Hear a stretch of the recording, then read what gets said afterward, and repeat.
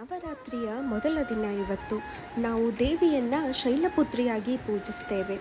ಆದರೆ ಈ ಶೈಲಪುತ್ರಿಯ ಕಥೆ ಏನಂತ ಗೊತ್ತಾ? ಸತೀದೇವಿಯು ದಕ್ಷ ಪ್ರಜಾಪತಿಯ ಮಗಳು. ತನ್ನ ತಂದೆಯ ಆಜ್ಞೆಯ ವಿರುದ್ಧವಾಗಿ ಈಶ್ವರನನ್ನು ಪ್ರೀತಿಸಿ ಮದುವೆ ಆಗ್ತಾಳೆ. ಒಂದ್ಸಲ ದಕ್ಷ ಪ್ರಜಾಪತಿಯ ಮನೆಯಲ್ಲಿ ಯೋಗವೊಂದನ್ನು ಆಯೋಜಿಸಿರುತ್ತಾರೆ. ಸತಿಗೆ ಆಹ್ವಾನ ಇರೋದಿಲ್ಲ. ಶಿವ ಎಷ್ಟೇ ಹೇಳಿದರೂ ಕೇಳದೆ ಆಕೆ ದಕ್ಷ ಪ್ರಜಾಪತಿಯ ಮನೆಗೆ ಹೋಗ್ತಾಳೆ. ಅಲ್ಲಿ ಶಿವನಿಗೆ ಅವಮಾನ ಆಗುತ್ತೆ.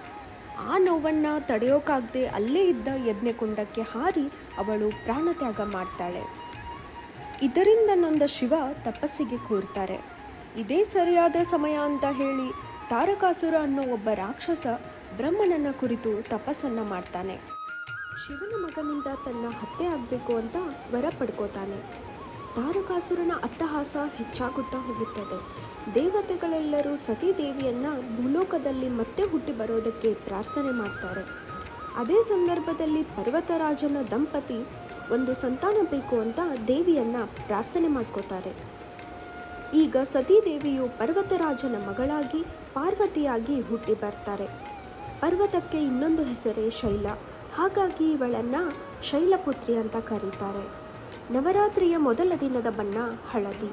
ಈ ಬಣ್ಣವು ಸಂತೋಷವನ್ನು, ಸಂತೃಪ್ತಿಯನ್ನು, ಉತ್ಸಾಹವನ್ನು ಪ್ರತಿಬಿಂಬಿಸುತ್ತದೆ.